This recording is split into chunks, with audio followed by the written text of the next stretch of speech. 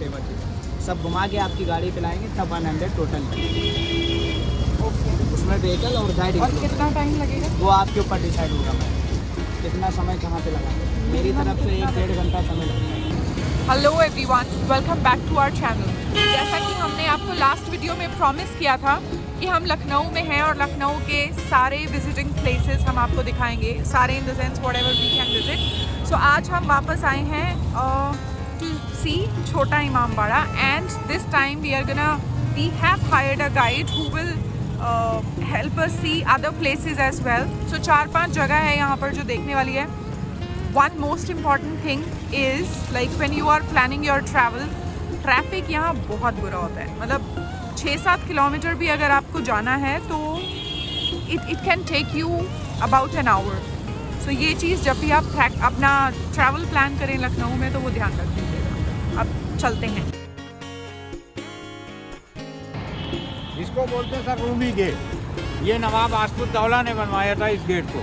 Okay. इधर से आप ये देखेंगे 1, 2, 3 गेट हैं और ये 4 मंजिल की इमारत है। इसके बाहर के साइड में जाएंगे, 1 मंजिल इमारत, 1 गेट दिखेगा। बिल्डिंग 1 है, नक्शे 2 हैं इसके। क्या फिल्म आप लोगों ने गदर मूवी देखी होगी सर, जो लाहौर गेट दिखाया है वो इसी गेट को दिखाया है। क्या गदर मूवी में लाहौर गेट यही है।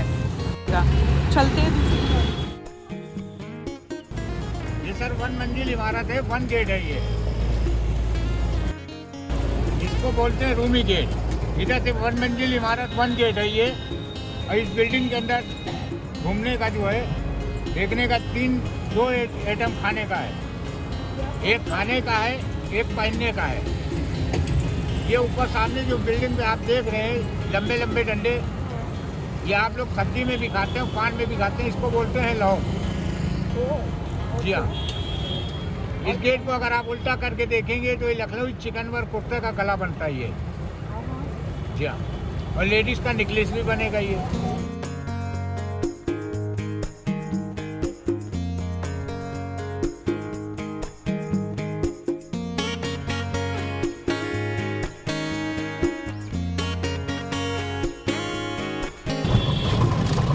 शालूम क्या कर रहे हो? बैकवर्ड घूम रहे हो? मजा आ रहा है ऑटो में? नहीं आ रहा है? रिक्शा में। ओह, हिलते डुलते हुए, मस्ती करते हुए। ये चिराग टावर घंटा घर है ये ब्रिटिश के टाइम का घंटा घर बना हुआ है। इसकी ऊंचाई जो है 220 फीट है। इसके ऊपर जो आप चिड़िया देख रहे हैं, वो चिड़िया हवा का डायरेक्शन बताती है। Let's go.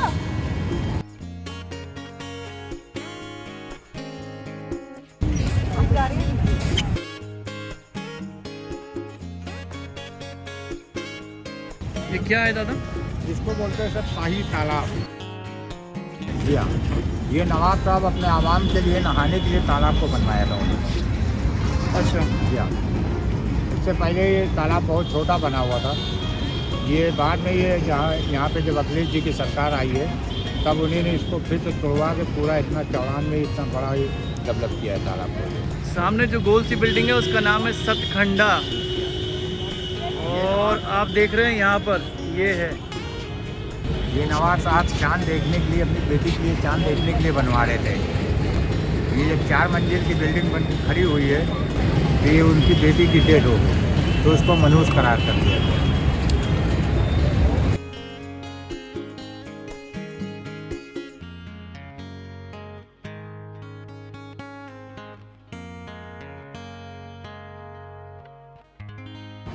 हम हैं Dora the explorer mom. this is my Dora the Explorer. I am Dora the Explorer's mom.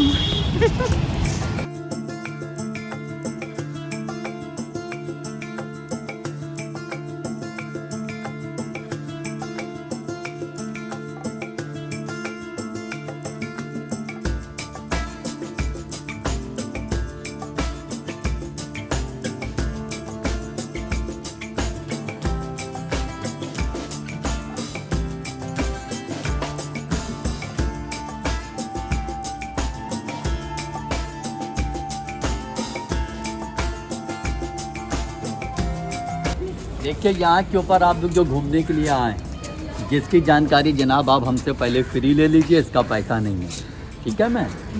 देखिए ये आपका छोटा इमाम बाड़ा और बड़ा इमाम बाड़ा, और इमाम बाड़े का मकसद क्या हो गया इसके बारे में भी आपको हम बताएंगे।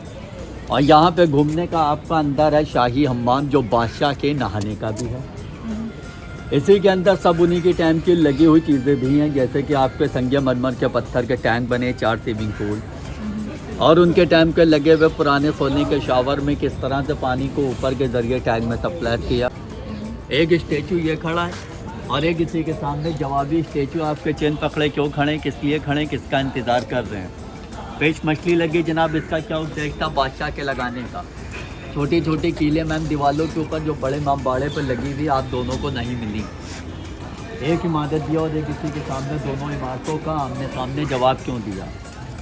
और सामने इमाम बाड़ा है, दरगाह, उसके अंदर आप लोग अपने मन से तशरीफ़ ले जाएँ, दरगाह की ज़ियारत कीजिए, इमाम बारगाह की खूबसूरती। लेकिन दरगाह के अंदर ना फ़ोटो अलावा ना मूवी, बाहर आप ले सकते हैं, लेकिन दरगाह के अंदर यहाँ पे हम गाइड करेंगे। मेरे साथ आपको 20 मिनट लगेगा, 20 मिनट 20-25 मिनट लगेगा, लेकिन यहाँ पे हम गाइड करें। लेकिन जिस तरह से आपने पढ़ाई लिखाई दिमाग में रखी, इसी तरह से मेरी गाइडिंग भी यहाँ पे गाइड करते हैं सर। जो भी आपकी खुशी हो, अपने मन से जैसा भी इनाम आप लोग देना चाहें, वो यहाँ के ऊपर हम लोग मेरे लाइक के ऊपर होता है, जैसा अच्छा लगे वैसा। लेकिन ऐतिहासिक चीज़ यहाँ पे देखेंगे तो आप भी हैरान, क्योंकि उनके ज़माने में लाइट नहीं होती थी, तो बिना लाइट के पानी को किस तरह से करें। ठीक है, आइए तशरीफ़ लाइए।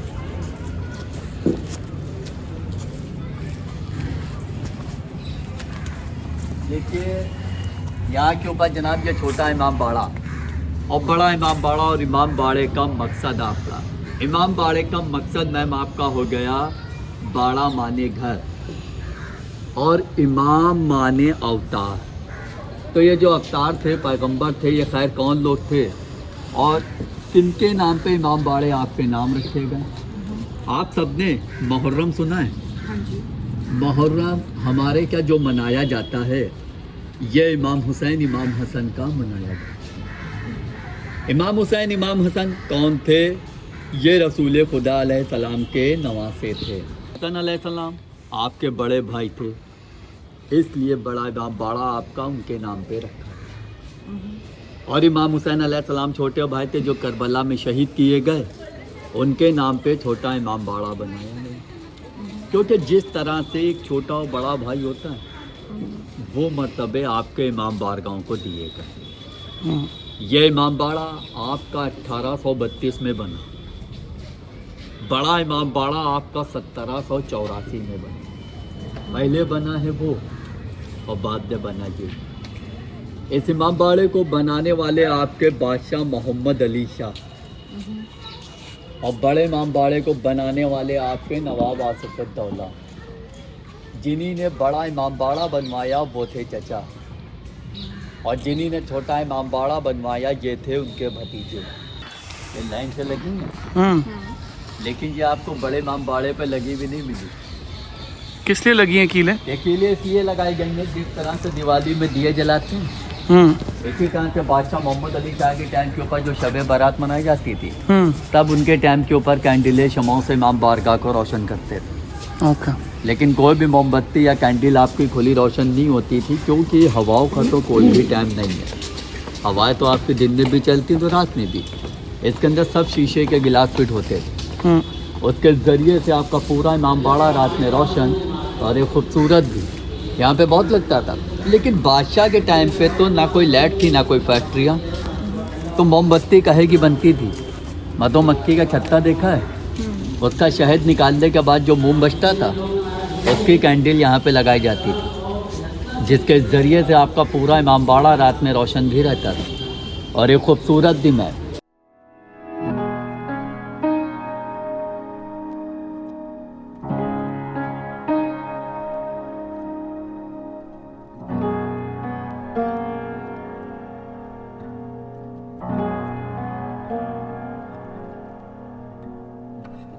यहाँ के ऊपर एक तो बाथटब ये है और 3 बाथटब आपके उधर।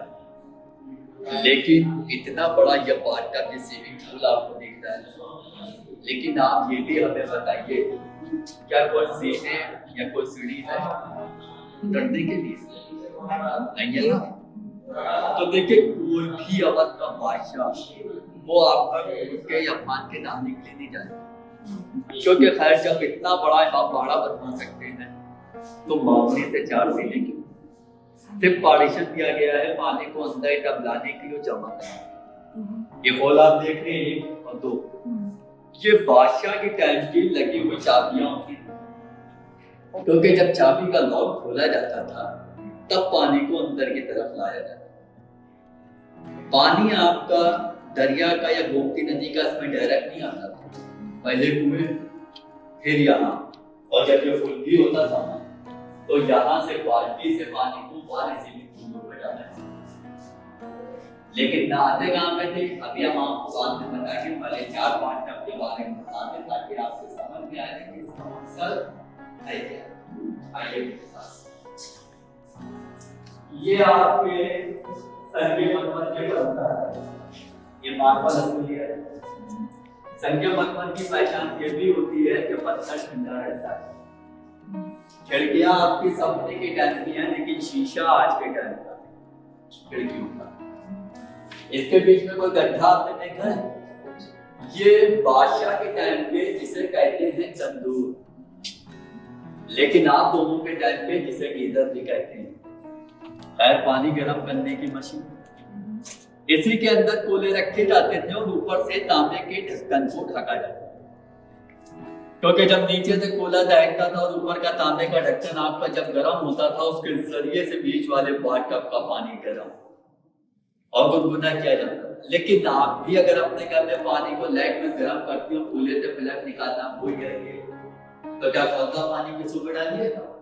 एक में खुशबूदार पानी गुलाब वाला कीड़े वाला और एक में परफ्यूम इधर महक वाला, दोनों पानी को उसमें मिक्स किया जाता था। जब कहीं जाके पूरे पानी को यहाँ पे तैयार किया जाता, जब कहीं जाके बादशाह को यहाँ पे नहलाया जाता। लेकिन कहाँ पे नहाते थे अभी हम आपको बाद में बताएंगे। ये बादशाह का कपड़ा बदलने का चेंजिंग रूम। आइए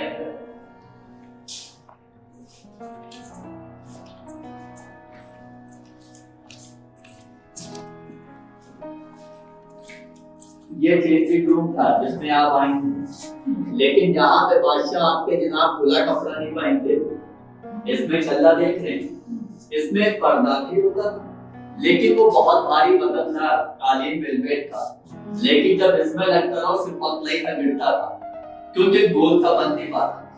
गोल सा बनाने के लिए सिपाही इधर, दूसरा इधर, तीसरा इधर और चौथा इधर। 4 सिपाही आपके खड़े तो होते थे, लेकिन गोल सा पर्दा बनाने। पर्दा इतना मोटा भी होता था कि इधर का उधर ना देख सके और उधर का इधर। और ये सब खाने वाली चीजों से आप बाड़े भी बने हैं, जैसे कि उड़द की दाल, बेल, सिंगाड़े का आटा, गन्ने का रस, हरा, चूना, सुर्खी और शहद। और अगर आपको यकीन नहीं आता तो जाइए पूरी ताकत से हाथ पकड़ के देखिए। अभी दीवार पे हाथ घिसा है, हम भी तो देखें कितनी ताकत है हाथ पकड़ की, क्योंकि हम लोग का के घरों की दीवार है, अगर मैं उसका पकड़ गिरता है, अगर कोई धक्का देते सर या कोई जोर से हाथ गिरते तो हाथ को नुकसान होगा। लेकिन इन दीवारों पे पूरी ताकत से भी हाथ रगड़िएगा तो हाथ के हाथ को नुकसान नहीं होगा।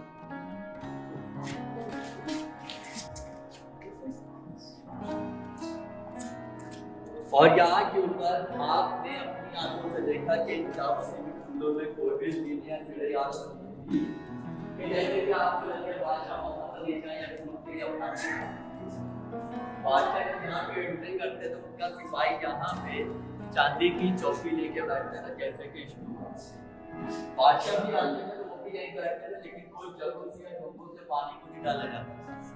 जिस तरह से हम लोग अपने घर में नहाते हैं, ऊपर एक 4 टोपियां दिख रही हैं, 4 पाए, 1 2 3 4, ये 4 पाए के जमाने के लगे हुए सोने के शावर होते हैं। ये पार्शियल फिजिक्स पूल को ऊपर बनाएगा, पानी को ऊपर चढ़ाने के लिए फूलों के जरिए से पानी को बाहर की साइड खींचा जाता था और बाल्टी में भी भरा जाता था, लेकिन बाल्टी को रस्सी से ऊपर खींचा जाता था, जिस तरह से फूले में से पानी को खींचा जाता है। ऊपर बैठा सिपाही जब पार्ट होते हैं तो फिल करने के बाद जब चाबी का लॉक घुमाना तो चारों शाफ्टों में से पानी आपका इतनी तेज गिरता था, जिस तरह से आसमान में से बारिश होते आपने देखी। वही अंदाज वही काम ये भी शावर करते रहे, लेकिन एक महकता हुआ पानी जब यहाँ पे गिरता था तो जनाब एक गुलाब की फूल की तरह जो पूरा शाही अम्मा महकने लगता तो किनारे पे बनी है नालियाँ, इसके जरिए से पानी को पूरा बाहर कर निकाला जाता है। लेकिन जब बादशाह नहा लेते सब अच्छे से नहा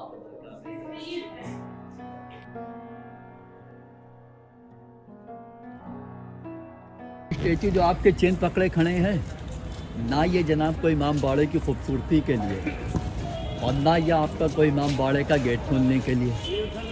अक्सर आपके सामने मैम बारिश होती है और बारिश के साथ साथ आसमान में बिजलियाँ भी कड़कती हैं, और जब बिजली आपस में टकराती है तो खैर कितनी धमक और कितनी आवाज़ होती है, और अक्सर मैम काफ़ी नीचे भी बिजली दस्तक दे जाती है। और जब काफ़ी नीचे बिजली दस्तक देती है तो उसके पहलू में कोई भी ऊँची इमारत होगी, अगर उसे बिजली छू लेगी क्या वो इमारत रुकेगी? नहीं रुकेगी ना। इस गेट के ऊपर जब बिजली दस्तक देती थी इसी चेन के ज़रिए से बिजली स्टेचू में, स्टेचू से ज़मीन, ये उनके टाइम पे अर्थिंग सिस्टम दिया जो आज तक पूरी बिल्डिंग को सेफ किए हुए, जिसकी इजाज़त से बिल्डिंग को ज़रा सा भी नुकसान नहीं होता। यह मेटल का है कई नंबर, और यह मछली से बादशाह मोहम्मद अली शाह आपके हवा का रुख पता करते हैं। अगर ये 1832 के टाइम पे हवा का डायरेक्शन बताती चली आ रही है। और ये है आपके ताजिए का लुक। हाँ, मतलब बड़े इमाम बाड़ा आप घूमे, अंदर आपने एक कागज़ का मंडा हुआ ताजिया देखा, ये उसकी कॉपी है। और इसी के अंदर बादशाह की बेटी जिनका नाम नसीम बानो, बादशाह मोहम्मद अली शाह की बेटी की समाधि कब्र इसमें मौजूद है। लेकिन आपके बादशाह ने जब ये इमाम बाड़ा भी बनवाया था तो ये इमारत बनी थी और ये जगह पूरी खाली थी। बादशाह ने सामने मस्जिद बनवाई सर, वहाँ नमाज़ पढ़ी, और नमाज़ पढ़ने के बाद खड़े होकर सहन में गौर किया कि इस इमारत से आपकी दरगाह की खूबसूरती नहीं आ रही। तब मैम उन्हीं ने इस इमारत की ये इमारत दी, तब आपके दरगाह का लुक बढ़ा और इमाम बारगाह की खूबसूरती।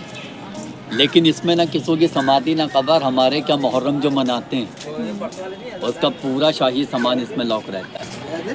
क्योंकि जब मुहर्रम का चांद देखा जाता है जब ताला खोलते हैं, वरना ताला खोलने का आर्डर नहीं होता, साल में एक दफ़ा खुलता है जब मुहर्रम का चांद देखा जाता है। इमाम बारगाह सामान क्या होता है? सब इसके अंदर अलम होते हैं, चांदी के सामान होता है जो ताजिए के साथ में लगाया जाता है।